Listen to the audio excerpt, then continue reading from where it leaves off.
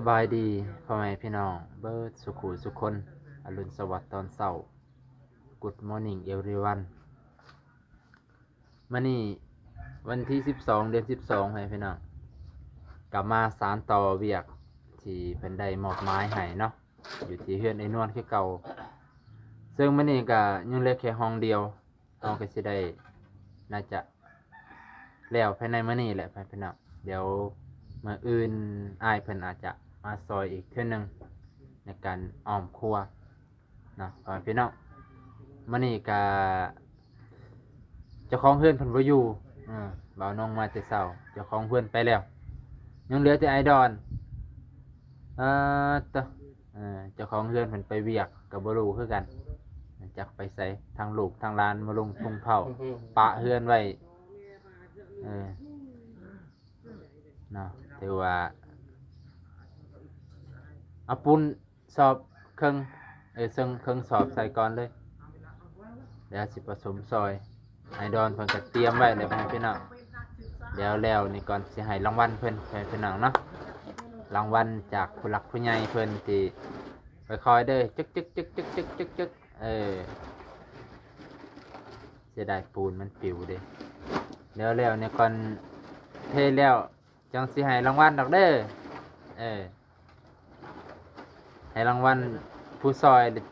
เจ้าของเฮือนแต่เจ้าของเฮือนก็บ่อยู่ไปแล้ววันนี้มาโอ้ไปก่อนเด้อว่ะเพิ่นไปยังแหละไปหาพี่น้องแค่ตะโกนบ่พี่น้องหลายเนาะพี่น้องเพิ่นหลายเมื่อวานแหละไปหาพี่น้องไปทางไอ้บักอ้ายบ่บักอายบ่ได้ไปแต่กอยกับทางคนลูกแม่ลูกนั่นแหละลูกผู้ชายอยู่เฮือนลูกผู้ชายอยู่เฮือนบักอ้ายไปเล่นบ่อะไรสิเดียวเฮา2คนซั่นเนาะโดยป้ายามันคอยนี่แหละไปยามันเนาะได้อยู่ดอก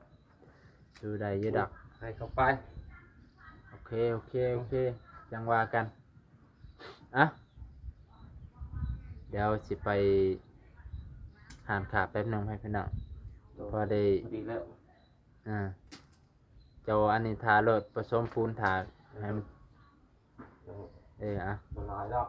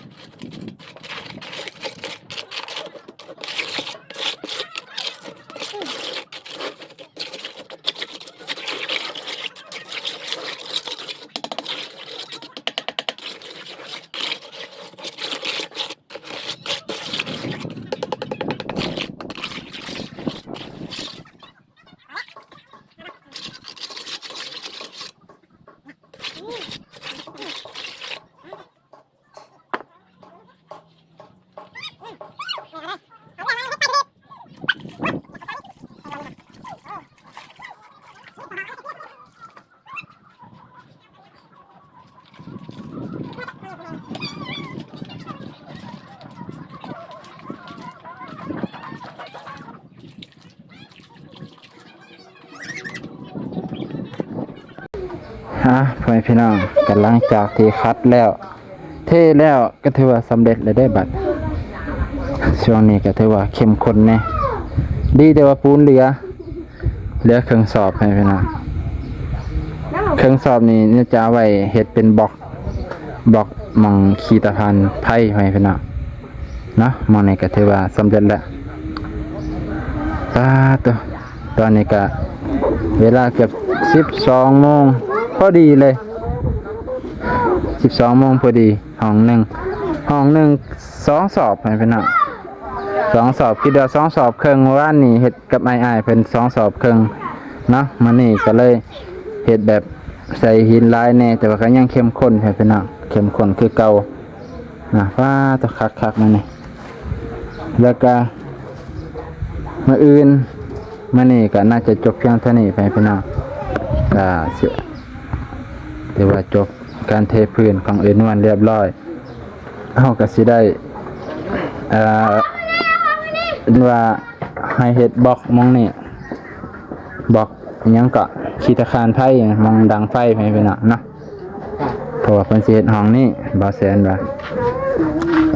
เฮ็ดเฮือนครัวก็สิมื้ออื่นอ้ายเพิ่นสิมาซอยเนาะมื้ออื่นนะขอให้มันเป็นมื้อสุดท้ายเนาะไปพี่น้องโอเคพี่จะได้มากินข้าวกินน้ำต่อไปพี่น้องกินข้าวกินน้ำก่อนว้าต่อ12 โมงมันก็ได้หิวข้าวแห้งหิวข้าวจนแบบว่าโอ้ยมีสารนะพี่น้องเดี๋ยวคลิปต่อไป